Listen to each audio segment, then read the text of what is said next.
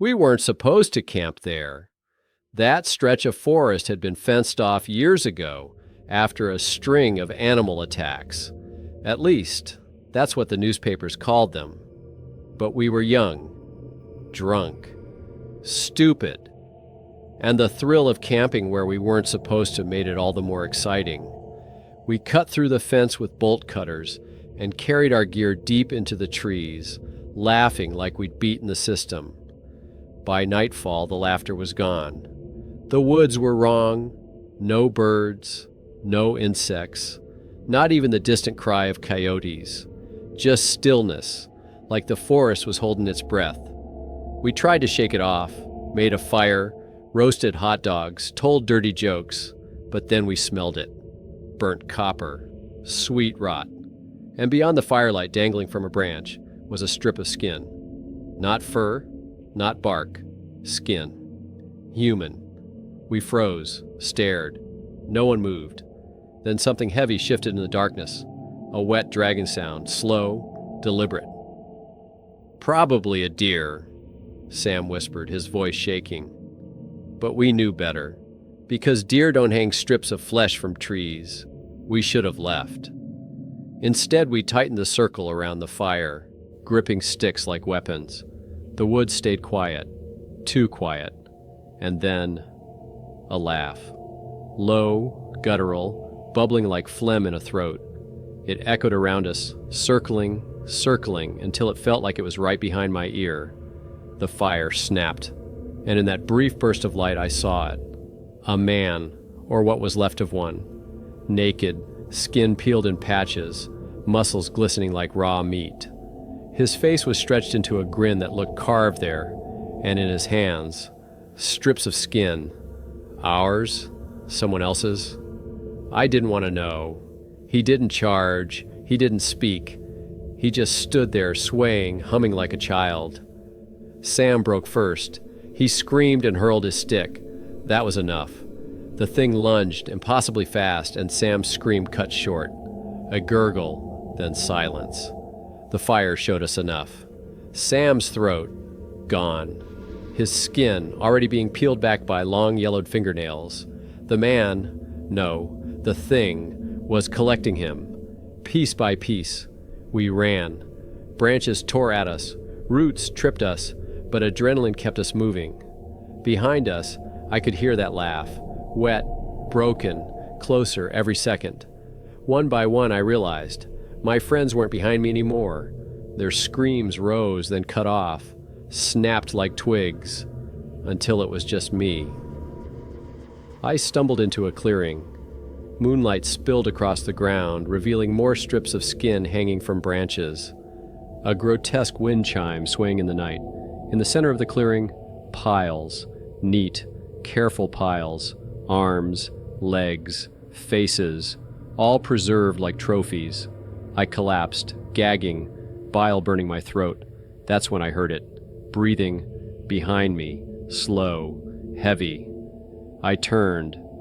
The skin collector loomed, holding something in his hand, a flap of flesh. It took me a second to realize it was mine. A strip of skin from my arm torn away while I'd been running so fast, so panicked, I hadn't even felt it. He pressed it to his face, inhaled, and sighed like a man smelling flowers. I don't remember much after that. I woke up in the hospital, covered in bandages, police swarming the room. They said hikers found me unconscious near the old fence. When I asked about my friends, they exchanged looks. Said there was no sign of anyone else. No blood, no gear, nothing. Like they had never existed. But when I was finally discharged, I found something in my jacket pocket. A strip of skin, folded neatly, not mine, and scrawled across it in something dark and dried were 3 words, "You're not done."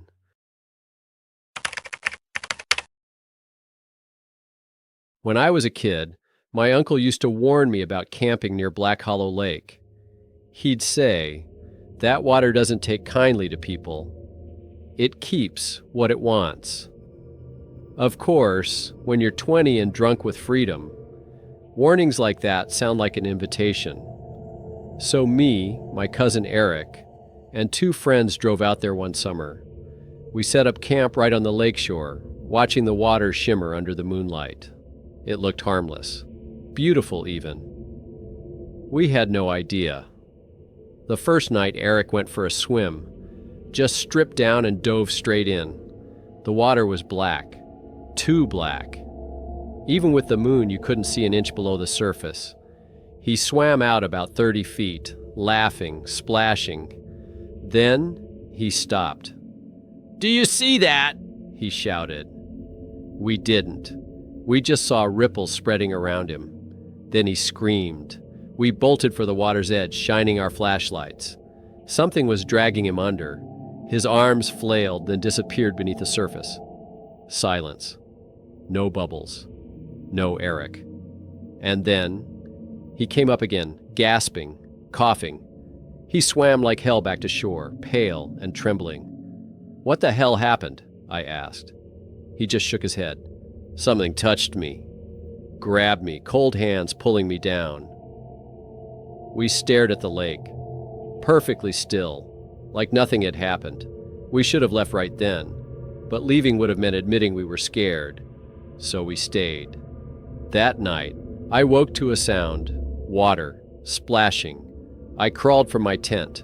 The moon lit up the lake like silver glass, and in the shallows, Eric, kneeling, his hands in the water, whispering to it like he was praying. "Eric?" I whispered. He didn't move, didn't turn his head, just kept dipping his fingers into the black water. When I stepped closer, I saw his skin, pale, wrinkled, like he'd been underwater for hours. Morning came. He acted normal, ate breakfast, laughed at jokes, but I couldn't stop staring at his arms. His veins looked darker, almost spreading like ink under the skin. By afternoon, he was sweating, his lips turning blue. Then he vanished again. We found him knee-deep in the lake, eyes glazed, water dripping from his mouth. We dragged him out, screaming at him to snap out of it. For a second, he did. His eyes cleared, and he whispered, "It wants me. It wants all of us." Then he collapsed. We laid him down by the fire, wrapped him in blankets. His skin was ice cold, even in the heat. That night, none of us slept. We took turns watching him, listening to his shallow breaths. At some point, I must have nodded off, because when I opened my eyes, Eric was gone. We grabbed our flashlights, ran to the shoreline, and there he was, standing waist-deep, arms spread, staring at the sky. The water around him was boiling, black bubbles rising, breaking the surface. Shapes moved beneath, long, pale shapes twisting just below the surface. Before we could reach him, something erupted from the lake. Hands, dozens of them, pale and rotted, dragging him under. He didn't scream. He didn't fight. He just let it happen. And then he was gone. The lake smoothed over, calm as glass. But the smell hit us. Rot, thick, choking. And floating toward the shore was Eric's body. At least, it looked like Eric. His skin was stretched tight, black veins crawling up his face, eyes rolled white, his mouth open. Water poured out along with a whisper. Not his voice, something older, something from below. One more. We ran, packed nothing, left everything. Just sprinted for the truck and didn't look back. By the time we reached town, the sun was up and Eric's body was gone. The cops searched the lake. They found nothing. No body, no evidence, just perfectly still water. It's been years since then. But sometimes, when I close my eyes, I hear it. The water, the whispers, calling me back to Black Hollow Lake.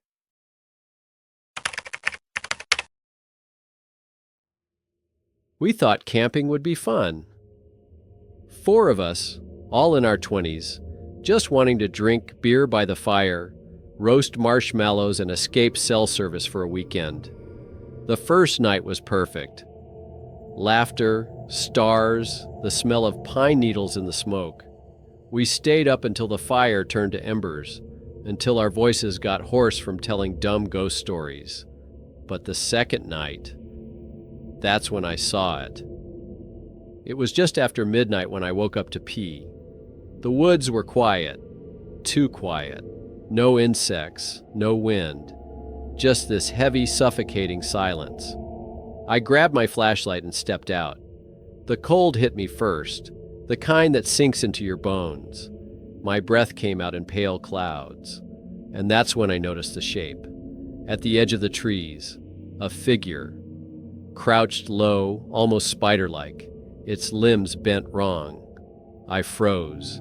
The light barely touched it, but I swear its skin was gray, stretched too tight across its body, like parchment over bone. Its head twitched when my flashlight landed on it. And then, God help me, it smiled. Not with lips. With the skin splitting open across its face, revealing rows of teeth where no teeth should be.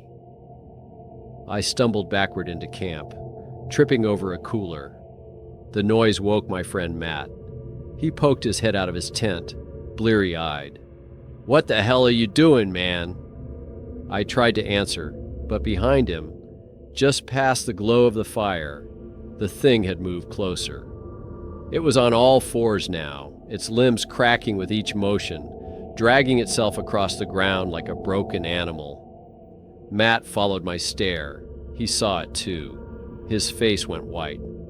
"Get inside," he whispered. Don't let it see you move."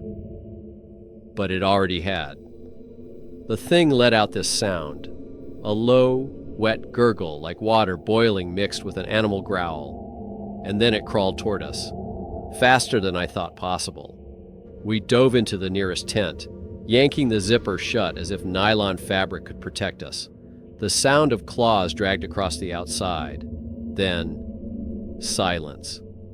For a moment, we thought it had gone, until the zipper started to move, on its own, slowly, carefully, sliding down inch by inch. We held our breath, paralyzed. Matt grabbed a knife from his pack and stabbed through the fabric. He hit something soft. The tent shook violently, shrieks filling the night, high, unnatural, like a baby crying through broken glass. And then it stopped. We didn't sleep. We sat there, knives in hand, until the sun rose. When morning came, the campsite was torn apart. Our food gone, cooler shredded, claw marks in the dirt like trenches. We left immediately, hiking out without looking back. But halfway down the trail, I felt it. That sensation of being watched. I turned and saw it, far back in the trees, standing now, upright. Its head cocked to one side, still smiling. We never went camping again, and sometimes, when I'm alone at night, I hear the faint zip of a tent opening.